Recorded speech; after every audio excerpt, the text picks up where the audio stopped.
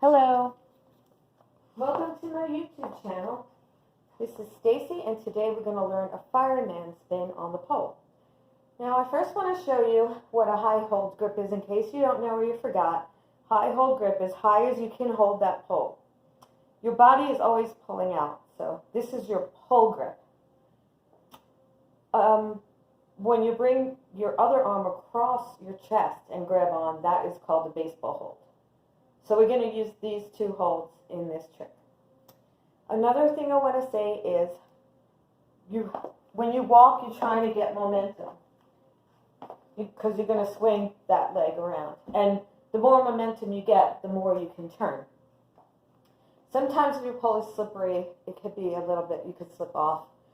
But do the best you can.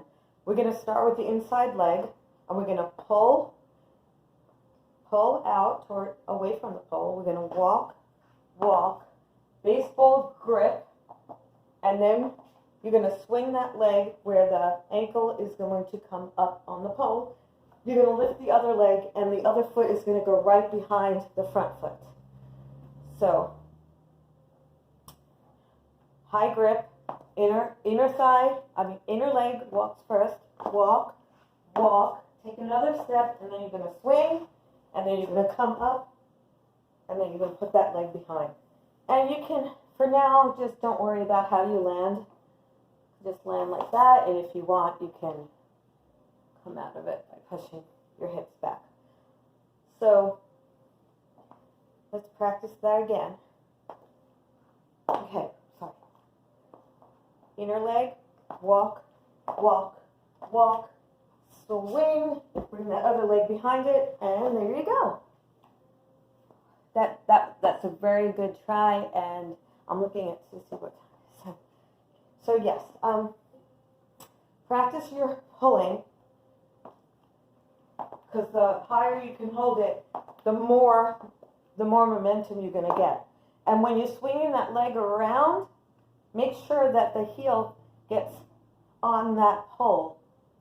And then when this is up to here, the other leg is going to come up and it's going to look like this, where the front of the foot is going to be right behind the back of that foot. Try to remember to point your toes.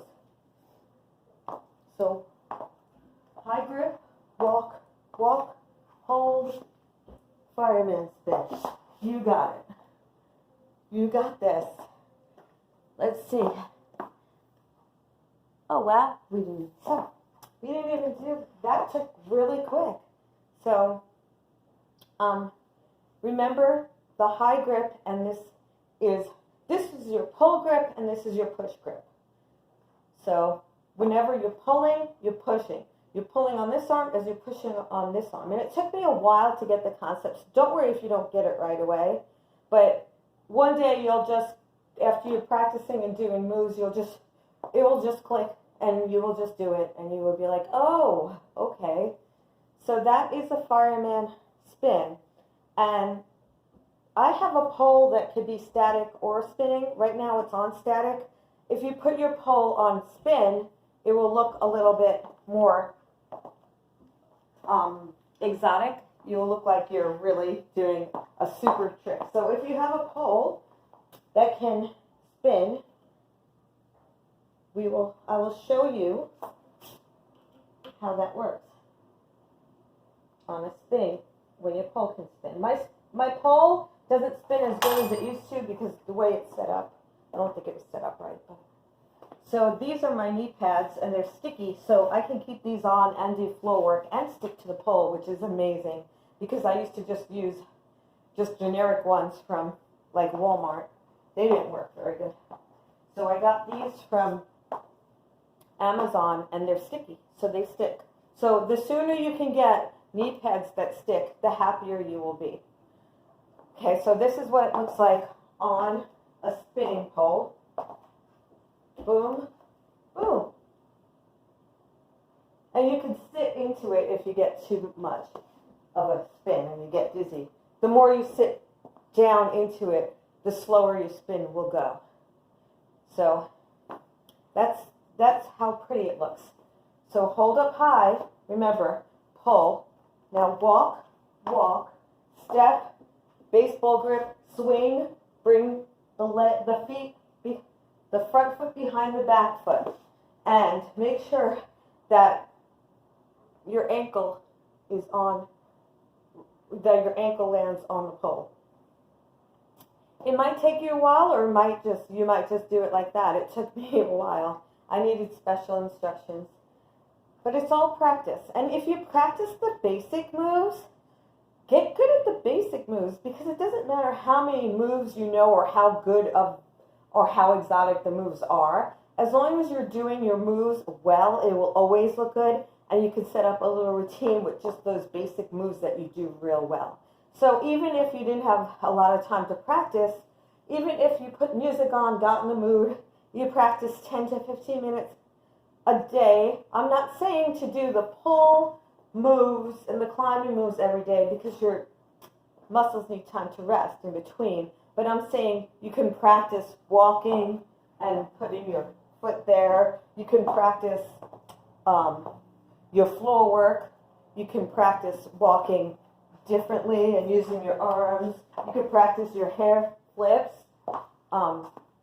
So you can practice pole every day if you wish, but just alternating what you practice.